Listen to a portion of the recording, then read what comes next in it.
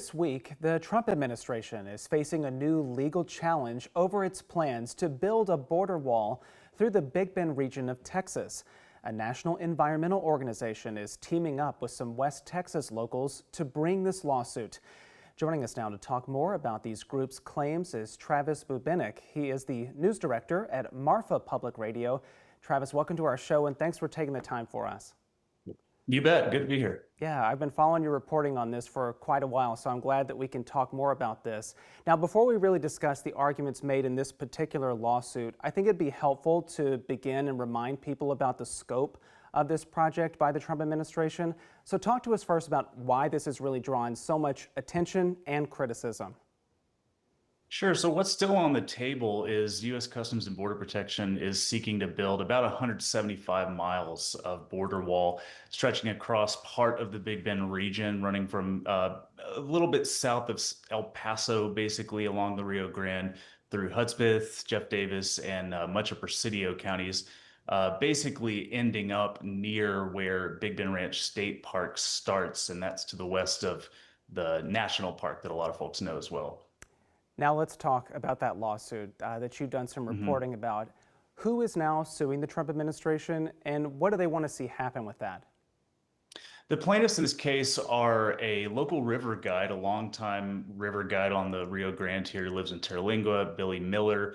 Also a small nonprofit that calls itself the Friends of the Ruidosa Church. Their work is to preserve this historic adobe church that's right there on the border near where this wall would run. And then also the national environmental group, the Center for Biological Diversity.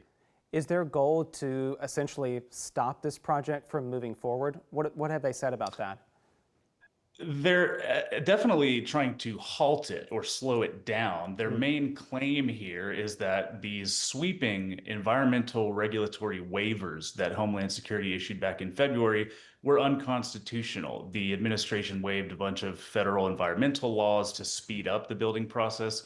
So these plaintiffs are arguing that was an unconstitutional move and they want to see those waivers thrown out. That wouldn't necessarily stop the project altogether at the end of the day, but it would certainly at least slow it down. Yeah, thank you for that context too. Now, I also wanted to point out you wrote about how one of the plaintiffs described this case as a novel legal approach to try to fight the border wall. Why is that exactly? So I spoke to one of the attorneys involved in this case, and I'm certainly not an attorney, but as it was described to me, they're centering on this idea that those waivers ran afoul of this legal doctrine known as the major questions doctrine. This is the idea loosely that courts have instituted basically in rulings throughout the years that if there are major sweeping regulatory actions that have these vast economic and political consequences for the nation, Congress needs to clearly define what the bounds of those actions should be. And this is notable because just back here in February, the U.S. Supreme Court threw out President Trump's sweeping tariffs program based in part on this major questions doctrine issue. So they're hoping they have a new tactic to fight border wall projects here. And Travis, in these final few moments here, we have highlighted on this show some of the changes to the project scope, particularly avoiding the state and national park there in Big Bend. But has that really changed people's feelings there on the ground based on what you've been reporting?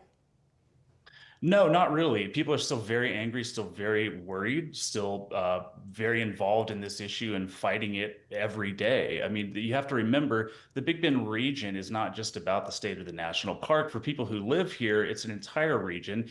And they say that any kind of wall in this place would really just spoil the environment, people's livelihoods, like the river guide plaintiff who rely on the river access for, canoe trips and tours and things like that. And then also just the natural pristine environment of the region that so many people live here for. So people are still really engaged and really, really speaking out against this loudly. And then of course, as you've covered, as we've covered, it is a bipartisan issue here. Democrats and Republicans alike just don't want to see a physical wall here. Yeah, that again is Travis Bubenik with Marfa Public Radio. I would advise you to follow them on social media and also check out their website for all the latest reporting about this particular project and so much more that's happening in West Texas. But Travis, thank you again for taking the time and talking to us today. We really appreciate it. My pleasure, no problem.